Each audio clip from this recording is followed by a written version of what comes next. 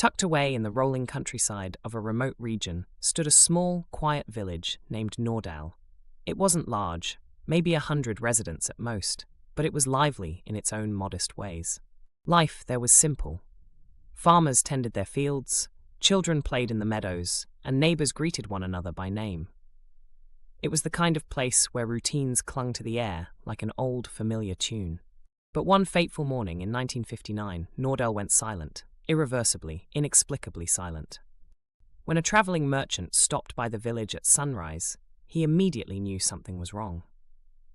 There was no usual buzz of activity, no laughter of children, no bark of dogs, no sound of tools at work. He climbed down from his cart and walked toward the main street, calling out. Hello? Anyone here? His voice echoed unnervingly. That's when he noticed the door to the town's bakery hanging open. Inside, loaves of bread, perfectly golden, sat cooling on racks as though they were just pulled fresh from the oven. But no sign of the baker. The scene repeated itself at every building he checked.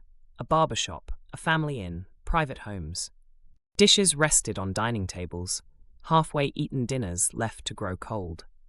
Toys were scattered in the dirt roads where children must have been playing the day before. Even money remained sitting in an unlocked safe inside the post office. It was as if life in Nordale had been suddenly paused and everyone had stepped away, but no one had returned.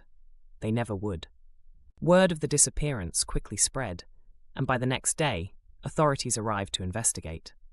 The village had become a ghost town, untainted by struggle or panic. There were no signs of violence, no blood, no broken windows, no hurried piles of luggage suggesting an emergency evacuation. The town's livestock had been left wandering their pens, unharmed but clearly neglected. Strangest of all was the fact that the village's clock tower, set to chime every hour, had stopped precisely at 10:13 p.m. the night before.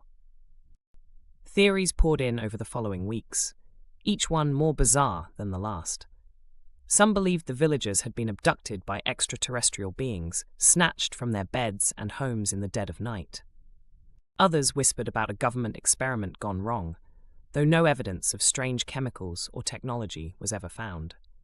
There were even whispers of a supernatural curse, a punishment for disturbing something sacred buried beneath the land. The only trail investigators could follow was a set of faded footprints leading out of the village, too many to count, as if the entire town had walked in unison toward the nearby forest. But the tracks vanished abruptly within the first mile, with no sign of where they led. Years turned into decades, and Nordale remained abandoned, slowly reclaimed by the earth.